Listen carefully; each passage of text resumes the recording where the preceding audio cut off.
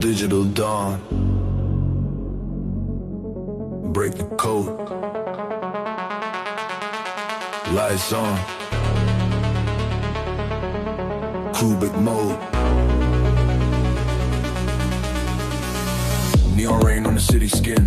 Clock hits 1, we're booting in. Clean signal, no static lies. Wide open like midnight skies. Hands up, we move as one. Pulse locked in the kicking drum. True flows when the bassline hits. Room lights up, the cipher fits. No fear, no walls, just motion. Mind to mind like ocean. Say the word, ignite. We're live in the neon light. We're live in the neon light. Qubic, light it up. Cold starts dreaming when we show up.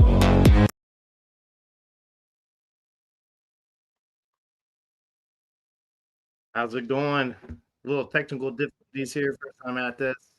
Sorry, Jose. Sorry, David. Like, we'll figure it out, right? Yeah.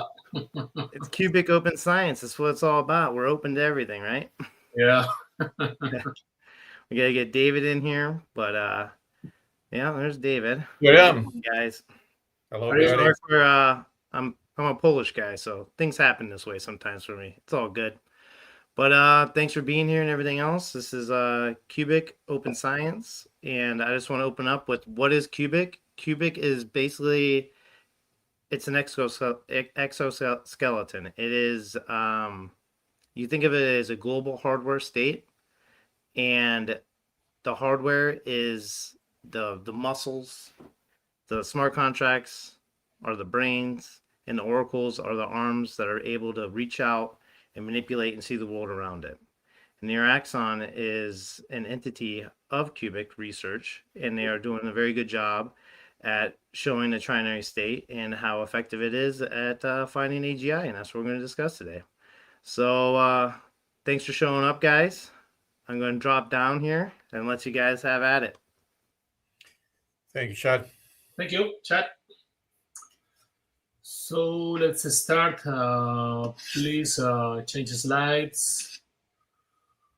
Okay, we're going to talk first about the foundations of our project and research and investigations, and then we will talk about the 3 papers who has been released and published, and we've been, as you all know, to Berlin, Osaka, and San Francisco in the last weeks. And then we will talk a little bit about the next steps and, of course, questions and answers for everybody. So let's start. The next slide, please. And so if you remember, when we started here, we just grasped the original view of CFB, and we wrote a very preliminary paper in which we were collecting all the things we know about intelligence in psychology and in neuroscience, and also in artificial intelligence. And this comes from the idea that for more than 100 years in psychology, we have found that there's like a single and underlying ability behind any mental skills. So, and that skill is called G, as you know. The letter comes from general intelligence, and it's a very stable measure in order to predict some mental outcomes in life, such as school results, job performance, health, and many more. So when we talk about intelligence, at least in psychology and in neuroscience, we know more or less what we are talking about. In that sense, because the seat of intelligence, of course, is the brain and the nervous system, we know in the last couple of decades that the brain is not a reactive organ. It's a machine that is constantly predicting what comes next, and then it updates itself when the guess turns out wrong. So this idea of predictive brain that comes from famous neuroscientist, which in fact we saw him in a lecture in San Francisco, the famous Carl Friston, can be computed, and it's a very, very interesting idea in order to try to create a coding for how intelligence works in biology or in machines. So if you try to create a model resembling intelligence, it's quite difficult, and as you know, all the companies are taking another path. So with this first preliminary paper, we just set the basis of some CFB original views and ideas. Next slide, please. Next one, yeah. So the concept of Aigarth, you all know, we don't build the G, we don't build the intelligence, we let it grow. No? In the brain, we let it grow when we are a child. So all of you know the concept of intelligent tissue, which is a web or a collection of artificial neurons. Huh? And this kind of neurons, they may solve some problems, and the ones that work well, they survive, and the rest, of course, are discarded or pruned. This somehow resembles biological evolution or Darwinian evolution. And one important idea is the unknown state, which comes for the trinary part. We will cover it deeply. And of course, as you know, we don't need in Aigarth the famous GPUs or whatever. So any computer can be used for this purpose. You all know all about this, but these are the preliminary steps that we got when we reached here in Qubic, and from that preliminary steps, we build some models and some papers and research. Next one, please. Yeah. So we need to understand very clearly the differences between a bio-inspired model and the famous backpropagation or transformer models. Huh? So in the backpropagation, the error is non-local, so you need to update all the weights at the same time, and you all know that it has some training phase and then some use phases. So this is quite different to how living systems work. So in the bio-inspired models, there's some sort of substrate dynamic. It's physical, it's continuous, and it learns at the same time while it's operating. And the transformers are just another architecture, but they are based in backpropagation. Next one. So from these ideas, we try to build the neuraxon, and that is the first paper. And the idea was learning without a global gradient. So in the backpropagation, it works in a non-local way. As I said before, you have the training, the inference, and then the learning or the use. And the concept of time doesn't exist. But in the neuraxon, each synapse has access to the local information only. And the learning, it's continuous online, and we have the trinary state. And in this trinary state, the inhibition is an active state, but very, very important in order to save energy and in order to stabilize the network. And of course, as we don't have a training, inference, and use phases, we need some sort of mechanisms, which in biology is the plasticity, where the network can learn by itself in a real time. Next one. Yeah, so all of these things we have explained it thoroughly in many occasions, but I think this is it's a good moment to remind some of these basic units that we built in the neuraxon first version. So the state resembling a real neuron means that if you don't do anything, the neuron loses some electric potential. It loses power. So it has a continuous decay in time. In the real neurons, this is because some membranes have some leaky gates, so the decays with time. Also, we have 3 aspects: the activation, which is called depolarization; the inhibition, which is hyperpolarization; or the trinary state, which is equal to 0. And in that sense, the unit may wait a little bit in order to go for inhibition or for excitation. And in each synapse, if we want to compute time, we have 3 different channels. One is very fast, one is very slow, and one is called the meta, which is even slower. And this is similar to how neurons in real brains work, with some sort of transmitters and receptors that we are not going to cover here. Next one, please. So this is a real neuron, and it resembles what I explained before. Sometimes in the stimulus who are reaching the entry of the neuron doesn't reach a threshold, but it doesn't mean that these stimulus are lost. They are active, but they are waiting to go below or up the threshold in order to reach and to explode into what is called the action potential. So in the neuraxon, we code this kind of behavior in the real neurons and the synapses, which are the connections between the neurons. So we implemented this trinary state in the first model. Next one, please.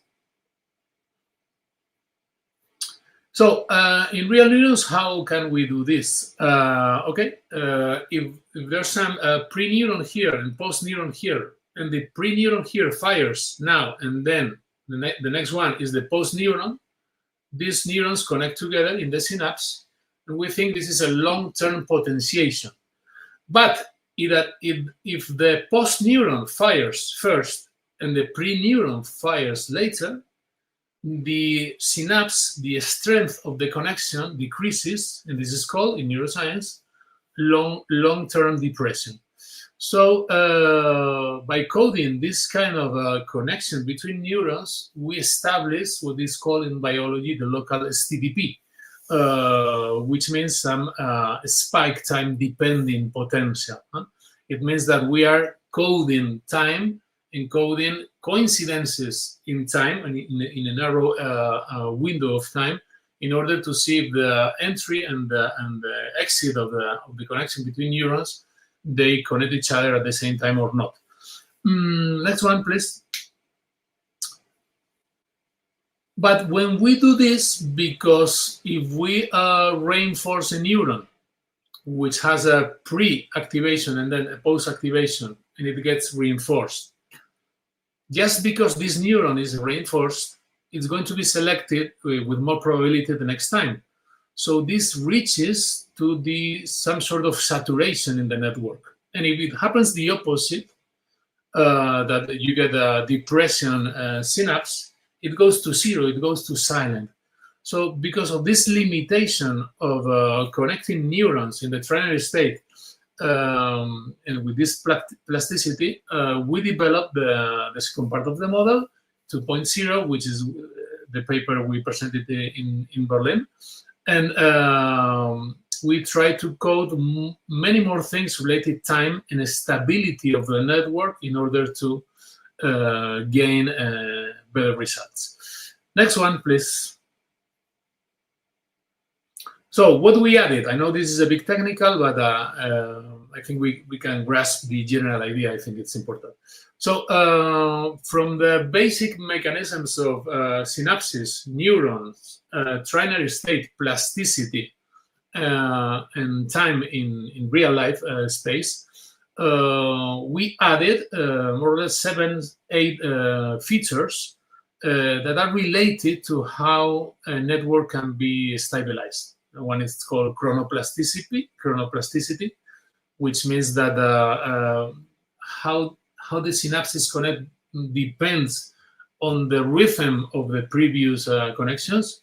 The condition decay, it means that the natural decay of the electric potential in a neuron depends also in the previous functioning. And the CTSN means that we don't reset the 0 state each time. So it has like some sort of memory, like a working memory in real brain. And also we added some modulation. You remember that many times we talked about neurotransmitters, dopamine, serotonin, which are in fact the way that you can control or you can direct your behavior, and some homeostasis mechanisms regarding how we control the cycles of time in milliseconds, seconds, minutes, or even hours. And these kind of dynamics are also tested for the San Francisco and Berlin papers, and some of them, the results were very good, and some of them not. We think that maybe because our time slot in which we have measured things maybe it's quite short sometimes. So we have many more things to do for the next few there. Next slide, please. So this is my last one. So we have implemented this kind of homeostasis, and we need to insert this into a new version, which will be 3.0. So we can read any change in the network that happens maybe in milliseconds, in seconds, in minutes, or in hours. For instance, when you learn something in real life, there are some connections in milliseconds, but only when you are dreaming, you are stabilizing that network. So there are many time cycles, all nested in the brain or in this kind of models. So we need to control this. This is the boring, maybe, and quite long story about the birth of neuraxon based in the first preliminary paper. And then now David is going to explain you the papers, our travels, and we will update you with any good news that we are going to share very, very soon. Okay, so next one, please, and I pass the floor to David. Thank you, Jose. Has been fantastic to hear, because we are here for a reason. That reason started a couple of years ago, and a couple of years ago this journey, and knowing the journey, knowing where we have been, knowing all these NIA articles that we have there in the site that you can see is the way to learn how Qubic Science is working. And there is a heavy work to be able to reach these 3 milestones. I guess they are the great milestone that we have had this year, is that have 3 of the papers that we have developed accepted at conferences, international conferences. And that's really critical, because if you can develop any model, as Jose said, we started porting what the CFB thought, all the things regarding the first paper back in 2024. But then we need to grow everything from not from zero, but of course from these ideas, try to make something that can be workable and can be shown at an international conference, can be shown at a paper, and can be presented and basically being challenged by other scientists. And that's basically what we have been doing. Some of the papers are still in preprint, like, for example, the first IgA paper from 2024, even neuraxon 1 is in preprint in ResearchGate. But we have been able to make 3 of these main papers to pass this level of reaching these main venues, not the first line venues, because we are still working for these ones, but good venues that of course can help us drive faster. So the first one that we were able to make really a standoff in one of these venues was, of course, the one that we presented in Berlin. It was the first one, not because it is the first related one. The first one maybe is Osaka. I will talk about that in a minute too. But of course, the first one was the one that we presented in Berlin, and there what we presented basically is the full neuraxon 2.0 paper, the one that Jose has been introducing, and I will get a bit more into that. The second paper in the timeline that has been accepted was the one in Osaka, and there we explore one of the critical aspects, and one of the critical things that really work well in the neuraxon, in the Aigarth, and of course the Qubic Science architecture, is the trinary aspect. Why this trinary works, why this makes sense instead of sticking to binary and work with the GPUs and forget about everything and go this way, and why this trinary have really make a stand and make sense. And the third paper accepted was the one that we have just came from Osaka and from San Francisco too, but was the one accepted at one of the big venues. This is maybe this is the biggest venue we have been so far in terms of relevance, because it's AGI 2026, the 19th edition. Really is the main event regarding to AGI, the one that coined the word AGI was there, of Freestone and many others, as Jose said, many neuroscientists and researchers from Berkeley, from the big universities in the Bay Area and from all around the world, basically, were there. So basically, this is really the good point. And there, what we presented basically is this architecture. If we think about what all that Jose has been saying about these units, if you put many of these units together, you need to somehow build the brain, and that's basically what we presented in the multi-neuraxon paper that we presented in San Francisco. So next slide, please. So, well, I go back to Osaka. Osaka is the second paper that we got accepted, but I started with this one because it's interesting to know where we come from. Because, in fact, it was good that this paper was also accepted, because it's really the basics of everything else. As in this paper, basically, what we tried is to see different architectures using binary or using trinary architectures, or different binary states. Some we call active binary, passive binary, and trinary. And we try to see with different kind of tests if this is really a good system to test. So why it makes sense to have this zero state instead of just having the 1 or -1 or just 1 or zeros. And we found out in our experiments, because all these papers has been baked back, of course, by making a lot of experiments, ablations, and tests, and different benchmarks. We see that, of course, we start to have this buffer state. We call it buffer because it's basically when the brain is not idling, but basically when brain is changing this position, is this buffer state. And the brain uses that, the human neurons use that. And that's basically one of the things that we found in these thousands of experiments with millions of neurons and a lot of synapses, and a lot of time also, simulated time, is what we found out. We found out that really there is a ternary advantage, and really these buffer states work with that. Next slide, please. And the thing is that if in all these tests, what we see is that 88% of the time, this buffer state has this criticality occupancy. Basically, is the state that the brain uses for that. And in our tested, it really enables that and shows that this is the right way to go. And of course, the neural regime is more stable. It's not only really this way to learn also, but it's also more stable. And we see that it is very hardware friendly. We have seen when we started with the first paper in 2024, there was almost no papers talking about Trinary. Then we start to hear the bit networks from Microsoft and others, and we also see that in fact this is also more computationally more interesting. Of course, the computation side of why ternary works comes for a very long time ago, and in fact in Osaka what we presented is also a bit of history of why the ternary computation was really one of the ways to go. In fact, in Russia, for example, back in 70 or 80 years ago, they already developed that kind of trinary architecture, and they even built later on in the 80s a ternary computer. But of course, there is no monetary function to really drive this forward into a commercial sense. So really, there is a lot of interesting activities. When we have this problem of quantization, of trying to reduce the networks because we want to have these AI locals in our local devices, it's fundamental that they start to do this quantization and reduce the number of bits used. And there they started to see that, of course, this using this ternary or this small bits approach is also good. And that's what we found also too. And those are the three main points that we found. Can we go next slide? Because that was Osaka. Berlin was first, but in some sense, I started with Osaka because the ternary part is really one of the basics of the next one. In Osaka, basically, what we were able to present is really the ground paper of neuraxon. As Jose said also in the beginning, we started with neuraxon 1.0. We then move it forward and try to include many other factors that we think are interesting. One interesting aspect of all that is that we are trying to do is replicate as much as we know about biology in a digital sense.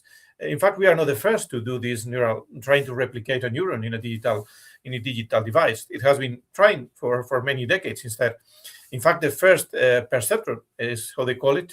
It try to do that also about 75 years ago. But we tried to update all this. It has been basically frozen, literally frozen, like all the weights that on the LLMs and other architectures are frozen. The same happened with the neural architecture. It's true that beside this perceptron, they have started to build new things like these attention mechanisms and many other things that have grown on top of that. The truth is that the basic unit is more or less the same unit that we have been using for the last 75 years. And that's very fundamental to have this new unit. And this is where Neuraxon 2.0 comes to play. So basically, we do the same here. What we do is a lot of tests. We test different aspects between the Neuraxon 2.0, the complete one, the ternary without the ternary, removing some of the things. We start working with to see how the synapses work. And beside the paper itself, you know that we have developed the code. The code is available in GitHub, so that's one of the fundamental aspects, that everything that we are doing is open science. And it's open science for a reason. The main reason is that if you want to really rebuild how AI is done, and basically is what Qubic is trying to do, we need to have some openness. And that's why this Qubic open science makes all sense. We, of course, have different additions. Jose talked about some of them. Of course, these different speeds in the weights is one of the critical aspects, and we will talk later why we keep increasing that. And of course, the real capability of embedding this ternary right. Next slide, please. And what are the three main takeaways? Of course, timing is the key. We here are not frozen. Again, we basically understand that time is fundamental, and we have to embed somehow time in the Neuraxon unit. And that's why when you play, for example, in Neuraxon Game of Life, one of the aspects that you can change is the speed of not of the speed of the simulation that is fixed, but you can change the speed of your own neurons. And somehow that is fundamental. Also in life happens something similar. Of course, we also found out and developed that the synapse is the computer. We always say that. And not just the synapse, but that's why we call it neuraxon, because we think in the axon, it is not just the basic unit where everything is computed. We think that there are many other aspects of this small computer that we all have in your neurons is working. And of course, we in different tests, we see it's built to keep evolving. That's one of the critical idea, that this is like a blueprint that you can start to really build up on that. And the good thing about Neuraxon is that you can build different things. And we have tried different things. If you have been following up our science journey, you have seen that we have embedded it, for example, in a physical robot, like the Sphero robot. We have used it to play music. We have used it for many different things. So basically, it's really universal in that sense. And that's one of the things. And one of the things that people like in Berlin. That's why I also have this best paper presentation award of the evening session, because the people scientists like what we have been doing with that. Next slide, please. Well, and the first big show of moment was in San Francisco just a couple of weeks ago, 3 weeks ago. And there what we saw is this disconnection of these neuraxons. Instead of just having one neuraxons basically doing things by themselves, we see what is the best way to aggregate them, to put many of these neuraxons together and work something like the brain does. And for that, of course, we go back to biology, we go back to neuroscience, and we see that, of course, we need to have these different specializations of different areas of the brains. And this is where the concept of spheres came, because we see that these brain regions, or spheres, as you want to call it, have like different aspects of how they work. And next slide, please. And basically what we find here is, of course, that we also do a lot of tests. You know that the difference between the first paper and the others is that we here presented different ablations, again, tests and benchmarks. And of course, we use Nengo and others and other different data sets to try to test it. And of course, we do the same. We try a brain with just the 3 spheres. We are working now, by the way, with 7 or 8 or even 9 in some of the, for example, the ArcAGI. We'll talk a bit later about that. We work with different architectures, but here we present the basic unit, where basically we want to create with this Neuraxon 2.0 paper, the multi-neuraxon, is like the blueprint. So you can build different brains. In fact, if you go to the Hugging Face page and you try to build new brains, you can create it with different number of spheres. But we know from neuroscience, again, that there are different spheres that have different capabilities, the visual cortex, the auditory cortex, the motor cortex. And of course, we have this associative where many of the things come together. And we try all that. We try removing one. We try working with different things. And we see, of course, that the motor coordination is really related to this M1. This is one of the tests that we did.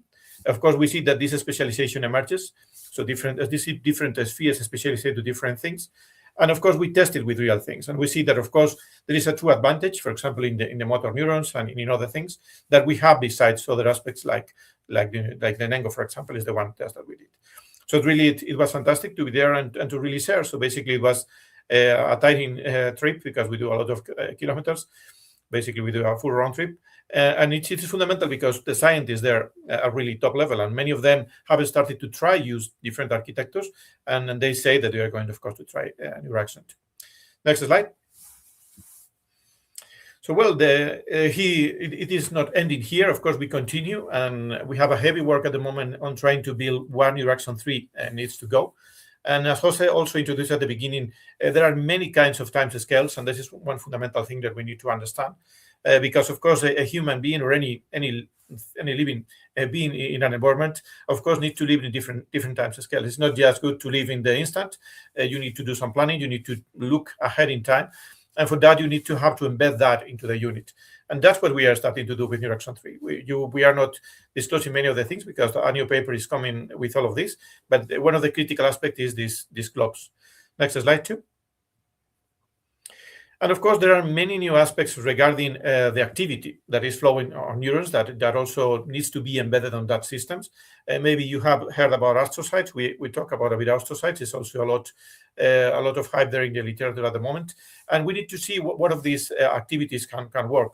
Of course, not only timing, behavior, different types of ways to compute different aspects, not just time, but different aspects regarding the inputs and the output that you get from the environment.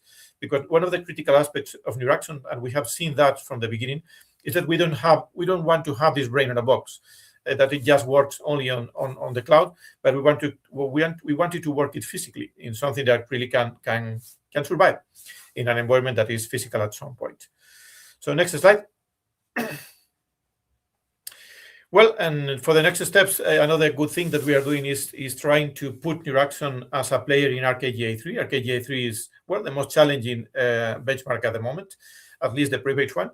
And here what we are doing is with neuraxon 2, probably we will have time to embed neuraxon 3 too soon here, being able to create this multi-neuraxon and try to play these difficult 25 games offline, and of course to play them in the real thing. This is the Kaggle competition. We are at the moment in 0.25 as the score. It's even better than some of the previous versions of some of the LLMs, like Grok for the 2, that some of the OpenAI ones, and even some of the cloud versions, the first ones. Of course, in the real game, the Kaggle game, you cannot play using LLMs. You play in an offline world. Basically, you don't know, you don't know the games. Basically, this is the quite difficult thing. But the good thing is over 110 different search architectures with millions of brains that we have been testing offline with the 25 training set that we have to work, is that we have been able to evolve brains that are able to really cope up and start playing some of the levels of at least 15 of the games. Better mostly on 8 of them, but at least we were able to cover like 15 of them. And we keep researching every day and try new things. So we were able to really be a competitive player. We are at the moment in the middle of this competition, a bit beyond the middle. There are close to 2,300 contenders, and we are a bit more than in the middle of that. The best score you have just raised over the last week to 3% in this real Kaggle. Well, the real Kaggle, the Kaggle, basically we know this is the pre-bait data set, but it's true that at the end of the Kaggle competition, they are going to release another 55 games that are totally unknown. So maybe even if someone is doing quite good on this pre-bait set, probably when they try the test set, it cannot play the same thing. So this is why the challenge of this thing. Next slide, please. And of course, we are playing heavily on trying to make this work on an artificial setup. This is where all the neuraxon game of life came about. We have been working with that for a very long time because we think that we don't need just to keep developing the basic unit, the complex unit. We need to have this really embedded with inputs, with outputs, with vision, for example, with auditory cortex, like the one that they have here. And of course, with this motor cortex, the ability to move, the ability to feed, the ability to be in an environment. And this is where this neuraxon game of life come about. They're also close to 100 versions that have been played on different setups. The last one, we instead of just playing offline, we have just developed this thing that is working 24/7, that we basically harvest different time scales. Lately, we are doing it weekly. Every week, we harvest what is happening. What are the best playing neuraxoners that are working with that? What are the ones that are really learning? And use that to move to the next phase. And next slide. Well, and the good thing and the good news is that using that kind of game of life setup, we developed first a paper that we present to a few conferences, and we have to do a good announcement here. Jose, can you come up too? What is the announcement that we have? The fourth paper? You need to put the mic on. Now the mic is on. Yeah, the fourth paper is being accepted for the Artificial Evolution 2026 conference, which is a biannual, yearly conference on artificial evolution and intelligence. It's going to be in Nice, in France, at the end of October. And yeah, we are very happy because this is the fourth paper for Qubic, and as David said, somehow it relates to all the Darwinian evolution and all the game of life, all the incredible effort and all the many tests that David has done in his machines. And we are very happy, so we wanted to share it today with all of you.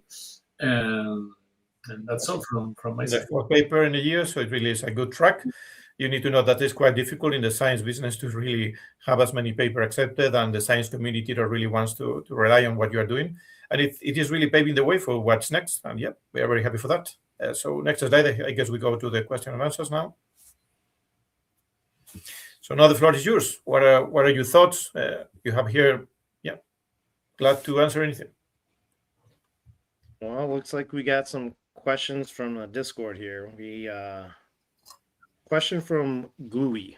Just listened to a podcast with Julian D. Michaels, PhD from Sophonic AI, discussing geometric reasoning, and there seemed to be some interesting parallels with the approach of Neuraxon and Aigarth. Thoughts?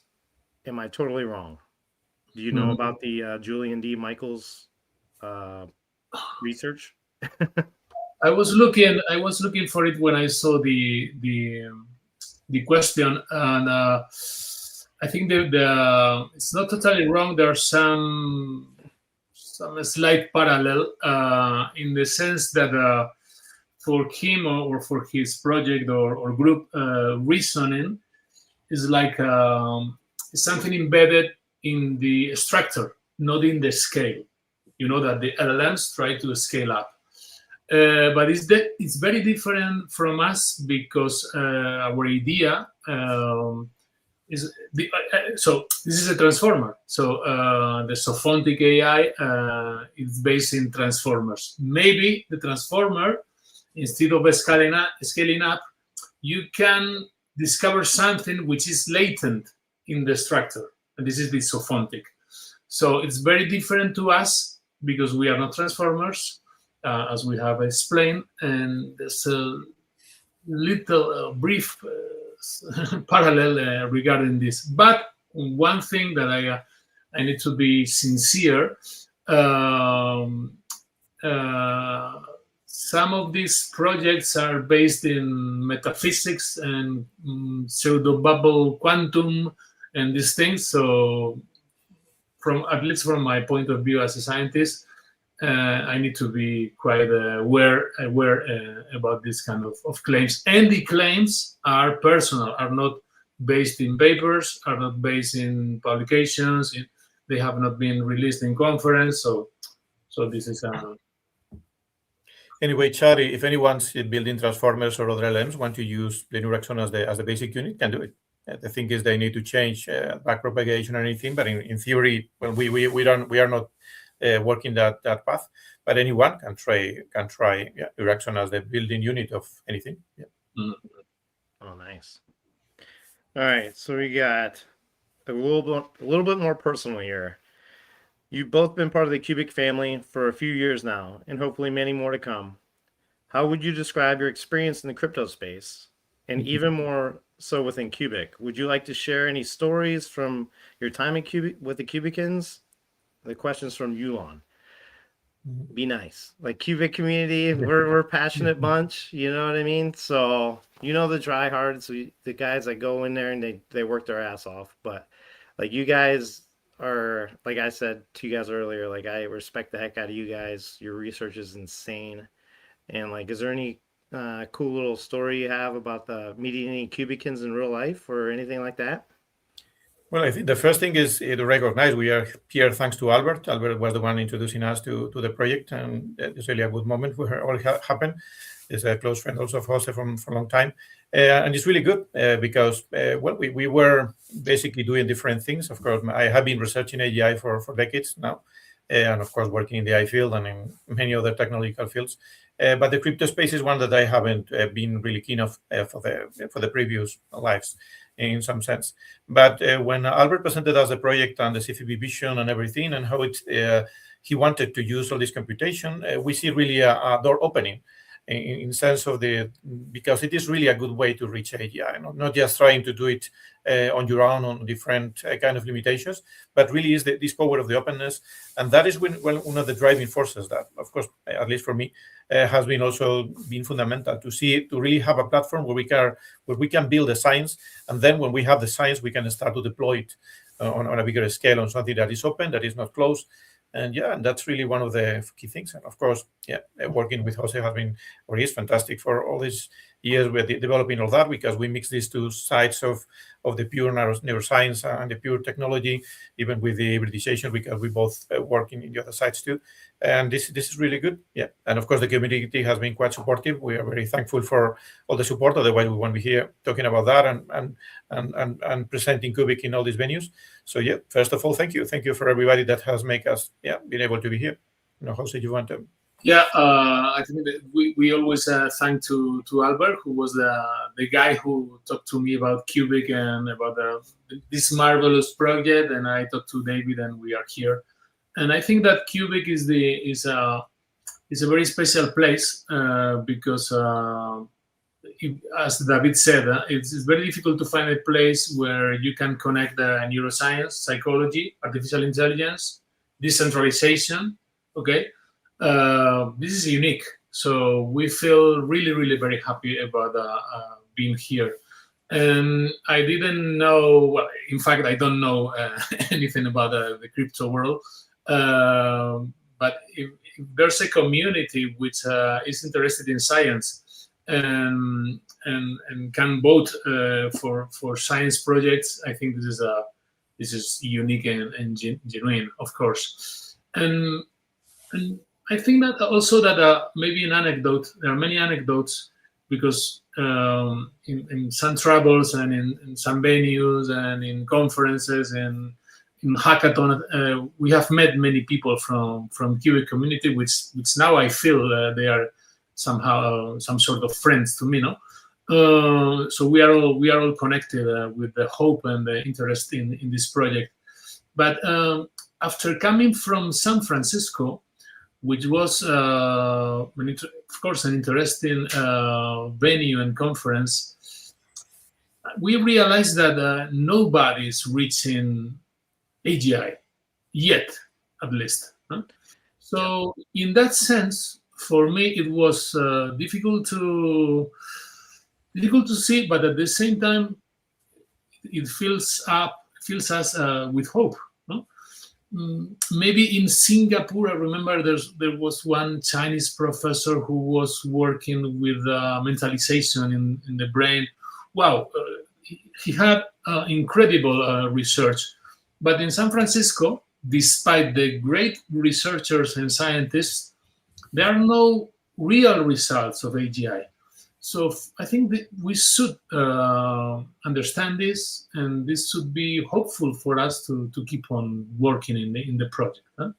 So any anecdote is is memorable for it. So we are very happy and we love this project, of course. Yeah, it's true that we, beside, of course, working with CFB and, of course, his support and all the support of the computers and, of course, the core dev team, Joe, all the team in the development side is really the next step also to building the famous ant colony, to build all these in the Queener and everything. But this will be the fundamental next step. Because, as you know, we have been building the things, but of course we need to also at some point, probably really soon, start to also use all the power of Qubic, and that's really the next step that is also driving us to keep working fast. Very key point right there, the power of Qubic. It's infinite scalability, and like if you're in a frontier lab and everything else, you have to get all these permits and everything else. You got to build these data centers and everything else. Qubic, you have a laptop, you can contribute. And Bitcoin proved that thesis correct. So open source, scalability, we're on the right path. You guys are doing a great job in milestones and everything. So it's Open science too. Open science. Open science, yeah. Everything's open, you know. All right, I got another one that says, is milestones already in Aigarth /Qubic? What the data show up after the migration? Well, So Aigarth is part of Aigarth is part of Neuraxon. So basically, part of the Neuraxon architecture, the evolutionary side is embedded into the Aigarth architecture. It is yet in the network, not yet. It has to go after the ant colony is proven to work. And of course, we need to embed the limitations of the capacity of the network at the moment. There are some things regarding the definition of the bits that are using, the kind of inputs that we can prove. And maybe we can, one of the things that we will try, we'll reach in time because we have until November or so, until the ArcAGI ends, is really try to prove some of the things on the training that we do and the teaching that we do on the Neuraxons. Probably try to do it there. But yes, we start once ant colony is proven and working. That is, of course, in the list of trying to work with the core dev team to start to try some things on the real network. Yeah. So you said the ant colony working. So like, how is that like? So Aigarth to be put on task for milestones? Well, the ant colony is the next thing that is going to be online, probably, I think, in a week or so, depending if there is no delays, probably will be in a week. And it has, of course, need to be proven and everything. And this is really by like the basic unit of how to compute different things. In this case, it's part of the Aigarth architecture. And of course, Neuraxon is going to tap into that too. Yeah, but we'll be basically using some of the development that are going to be built for the ant colony. We will be embedded with that too. Yeah. So put this in perspective. How much compute did you guys use to get to your famous 0.25? Well, we have at the moment a lot of cores, probably close to 500 cores. Have been working for a couple months doing that research, and maybe probably a bit more depending on how you count it. And the thing is that we are not using the Qubic network at the moment. You have basically using my computers and some of them that we have deployed. And we are using just CPUs for a reason. You can use a bit of GPUs if you want to compete to ArcAGI, but we thought that we want to stick to the CPU only in case we want to have scalability. But yes, of course, you can use a bit of GPU, and we have also GPUs, but we use only CPUs in this case. And a lot of cores, yes, a lot of compute, yeah. And of course, a lot of tests, a lot of time, a lot of iterations in the research. We are not disclosing on open source the research yet because the competition is still open. But of course, once the competition ends, we will publish everything on papers and of course on the GitHub, all the results of the brains, all the data sets that we have been capturing. We have a lot of brains and a lot of activities within the games of the ArcAGI will be released publicly. Yeah. All right, this one is, if we fail to achieve AGI, is there any chance the neural network could succeed in certain niche tasks? Well, I can kind of handle a little bit of this. Like Qubic is built in a bare metal state. It is a global binary / trinary compute layer. Like if AGI, CFB has stated this many times, if AGI is not found by Qubic, Qubic is built to run AGI. So our scientific team is doing really good research. They're literally ahead of the game in a lot of different things. So a lot of things are pointing up for Qubic right now, but there's always that failsafe. It doesn't matter. Like Qubic, the network itself is built to survive and build. Mm-hmm. Yeah, probably we will see since Qubic Open Science, as you know, the Neuraxon architecture has been open for quite a lot of months now. Probably is not far-fetched to see Qubic embedded in some of these proto-AGIs that comes at some point. But yeah, and of course the Qubic network will be able to run all of them. Yeah, that's the big thing right there. Like you talked about CPU versus GPU. So to try to frame this for the audience, like how is it?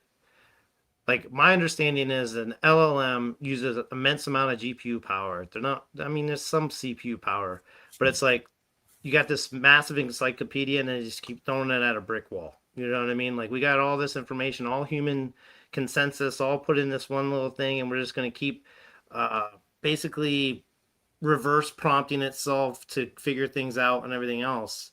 So what's the difference between like a CPU versus like the GPU? Do you have any technical background on the difference between those?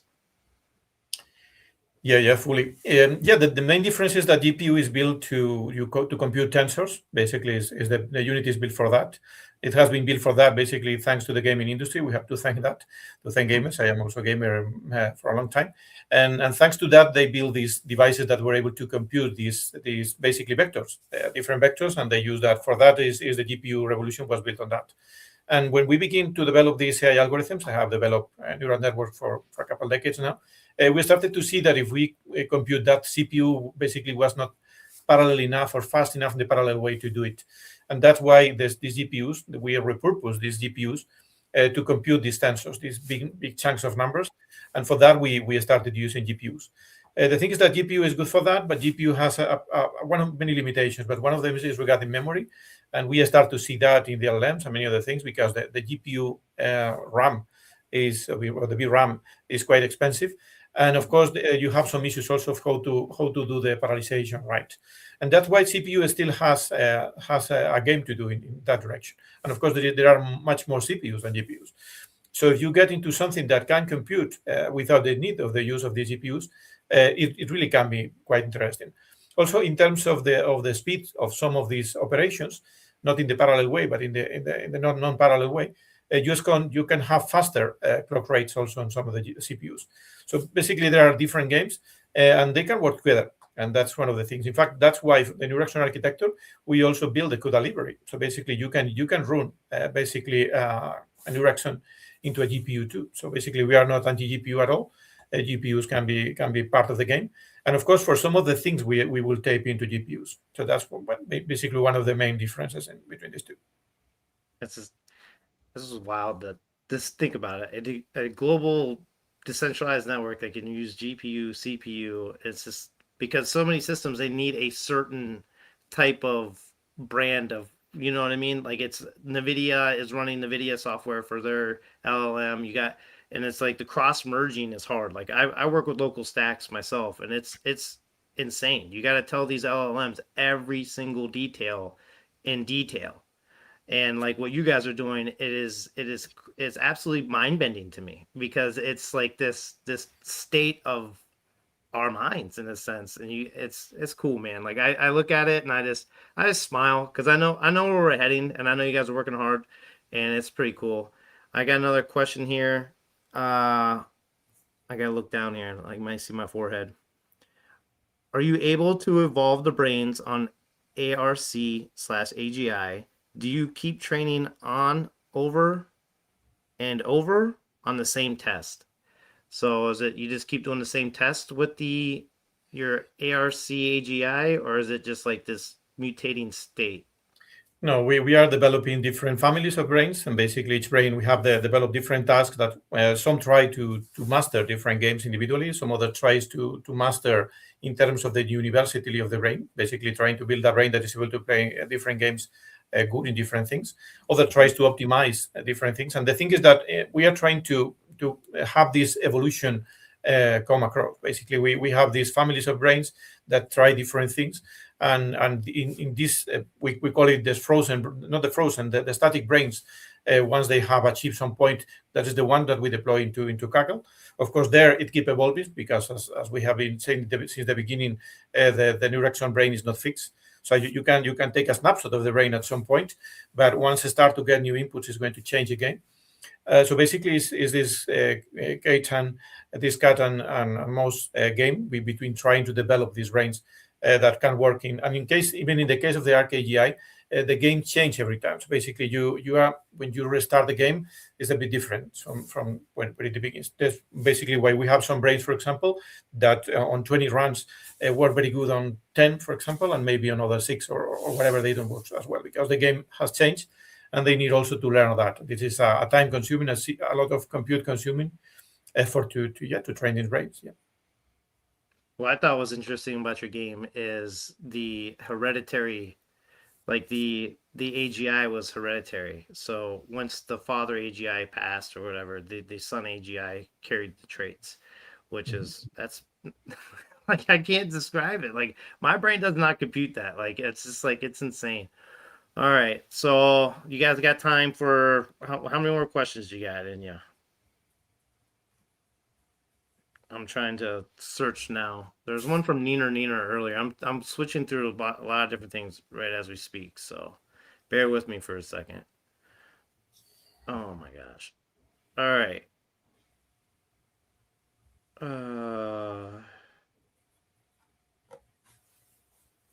Okay. Can discoveries propagate across the network? Can a successful neuraxon or learned structure discovered by one computer colony become a starting point for another colony while preserving incentives and credit?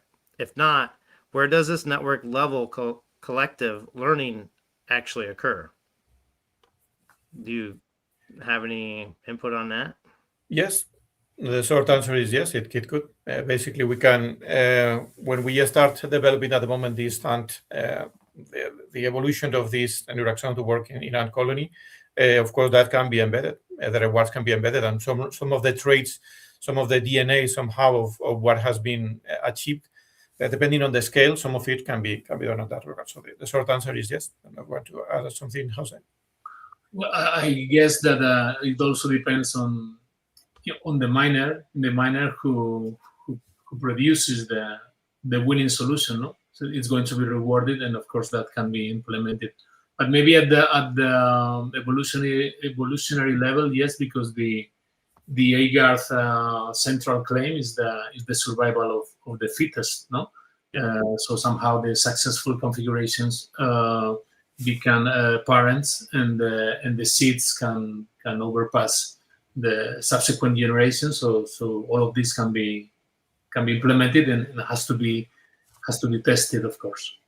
Yeah, not with the computers, but what we are going to present also in artificial life in this new paper that has been accepted, also show these traits of evolution in this game of life setup. Yeah. Mm-hmm. Solving life's mysteries, you guys. Like, it's pretty cool. All right. There's one interesting question. Says here, okay, let's hit it. Okay. Can you confirm if CFB is a real flesh and blood person?